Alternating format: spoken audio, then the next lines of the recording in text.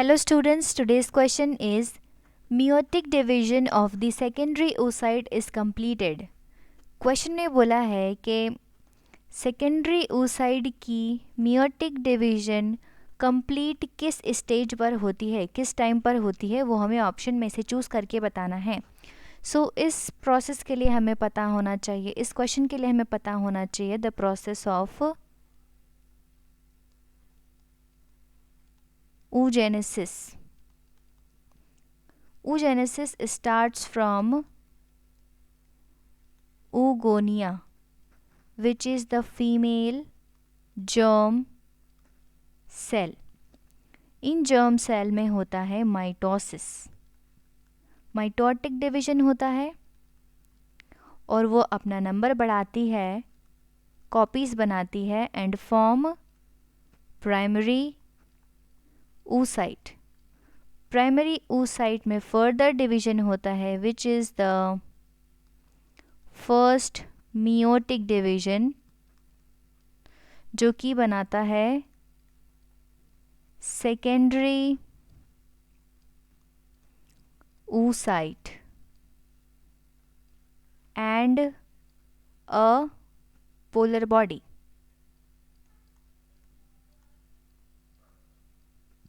जो कहलाएगी first polar body. Now secondary oocyte में होता है फिर सेकेंडरी meiotic डिवीजन और बनता है ovum and a polar body which is now the second polar body.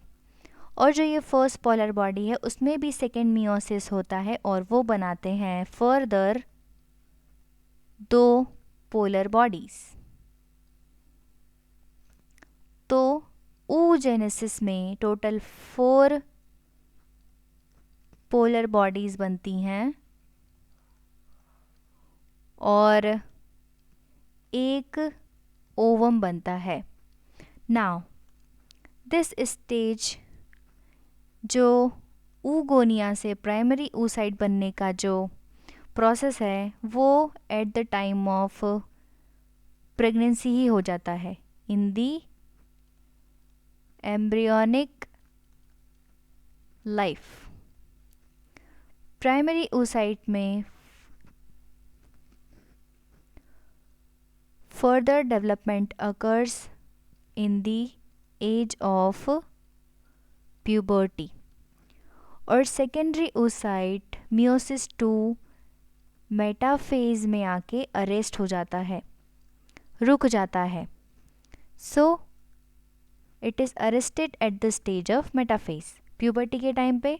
और जब फर्टिलाइजेशन होता है तो मेटाफेज के आगे की प्रोसेस होती है एंड मियोसिस 2 कंप्लीट हो जाता है.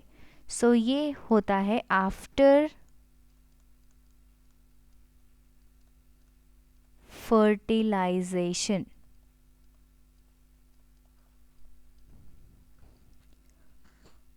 उसके बाद ओवम बनने के बाद ही स्पर्म और ओवम मीट करते हैं, फर्टिलाइज होते हैं, फ्यूज़ होते हैं और बनाते हैं zygote.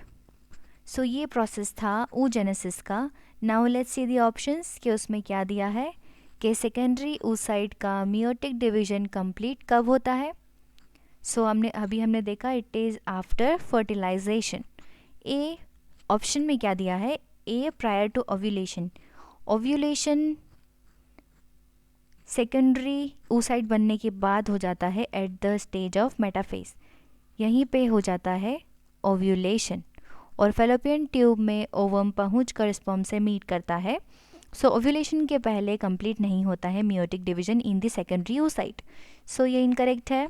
B at the time of copulation, copulation के टाइम पे भी फ्यूजन नहीं होता है स्पर्म ओवम का. सो ये इनकरेक्ट है because not every copulation leads to pregnancy and fertilization. C after zygote formation, zygote के बाद कैसे secondary oocyte से ovum बनेगा, so it is invalid. D at the time of fusion of sperm with an ovum, जब ये meet करेंगे तभी second meiosis complete होगा। So option D will be the correct answer for this question. I hope आपको समझ आया होगा। Thank you.